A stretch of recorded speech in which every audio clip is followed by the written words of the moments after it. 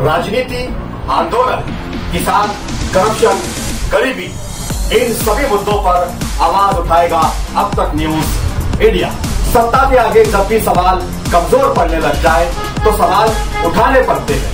बोल के लफ्ज आजाद है तेरे, बोल के सच जिंदा है अब तक।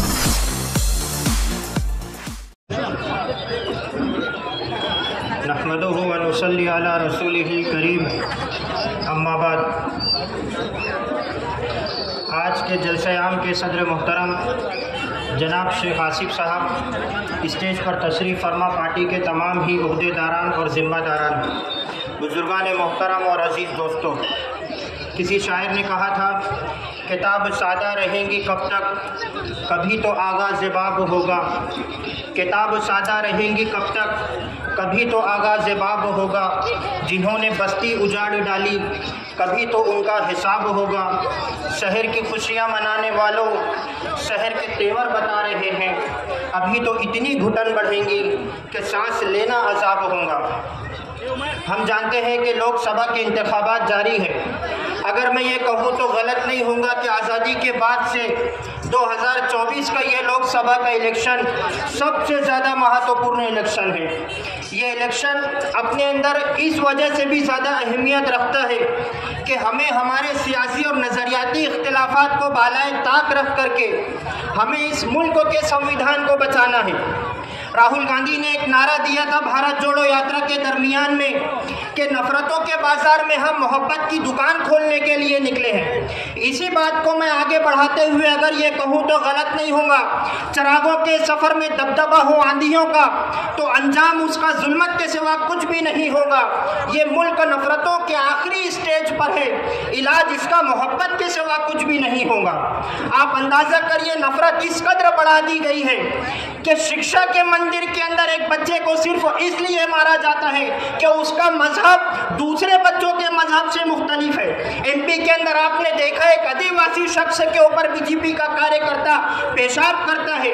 नफरत इस कदर बढ़ा दी गई है कि लोकतंत्र के मंदिर के अंदर एक बीजेपी का सांसद एक मुस्लिम सांसद को गालियां देता है और इस तरीका के शब्दों का इस्तेमाल करता है जो गली चौक चौराहों और होटलों की कुर्सियों के ऊपर लोग इस्तेमाल करते हैं।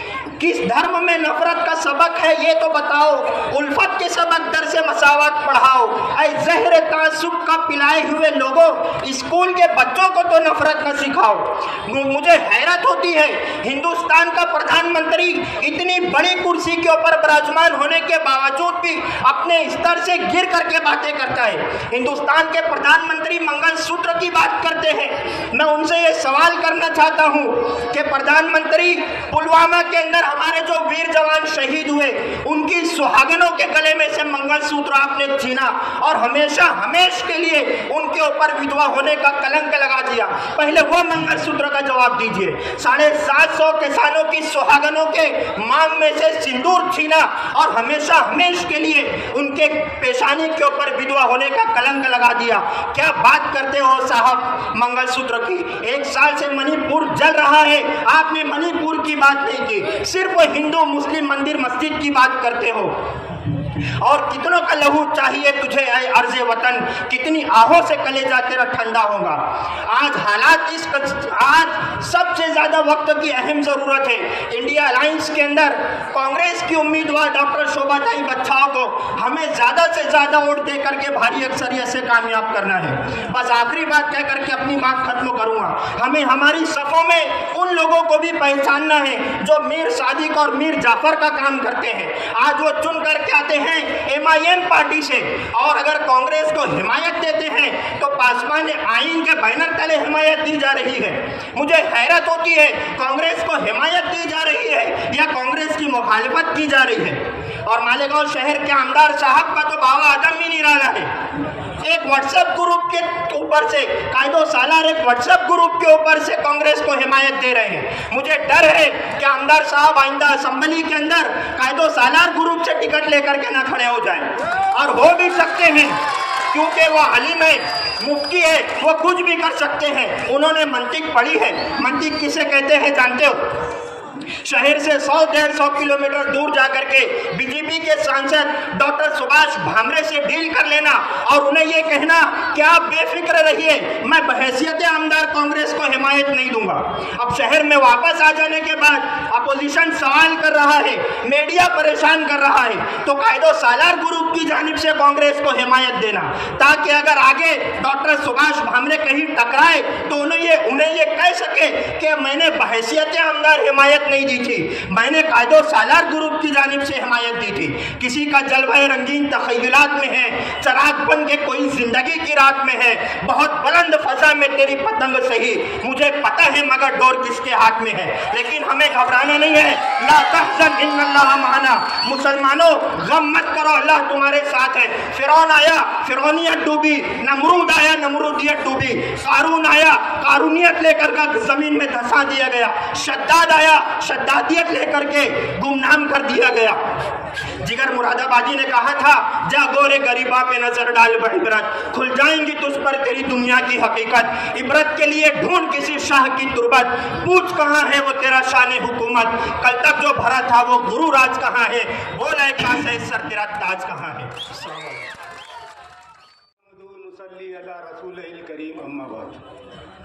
मोहतरम सदर साहब,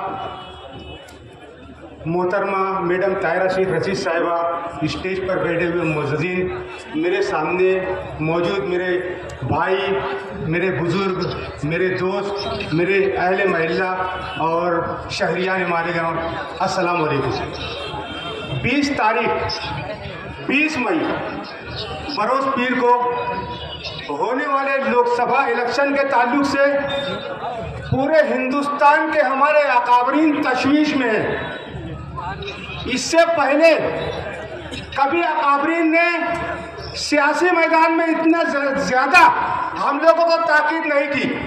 वजह है, इसके पहले सिर्फ सियासत की जाती थी, लेकिन इस मर्तबा हमारे वजीर आज़म जैसे शख्स ने अपने लेवल से उतरकर जो बातें की है, हमारे गृह मंत्री होम मिनिस्टर ने जिस तरीके से खुलकर कहा है कि हमारी हुकूमत आने के बाद मुसलमानों का रिजर्वेशन खत्म कर देंगे। वजीर आजम कहते हैं कि मुसलमानों को लोगों की अक़लियत, लोगों के असासे और विरासत में से कानून बनाकर मुसलमानों को दे दिया जाएगा। हमारी माँ बहनों, बिरादरान वतन, जो हमारी माँ बहनें, उनके मंगलसूत्र को छीन कर मुसलमानों को दे दिया जाएगा।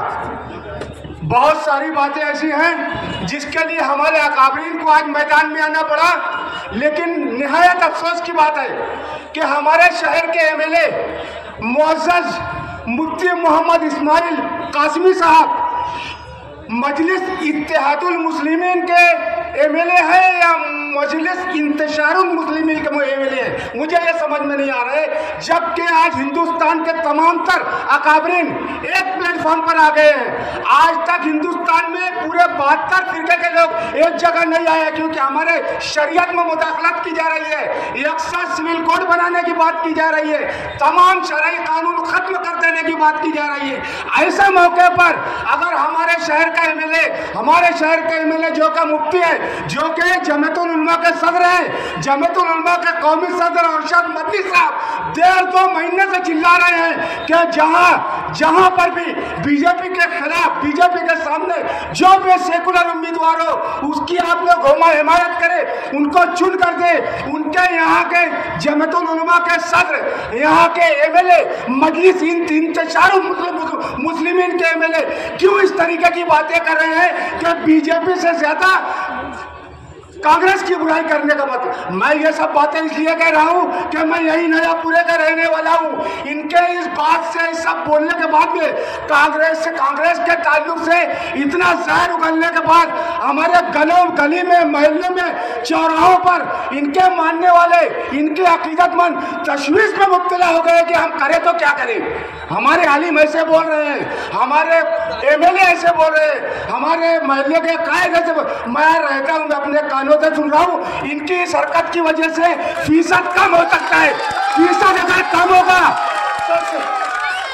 अगर कम होगा तो मिल्लत इस्लामिया का नुकसान होगा।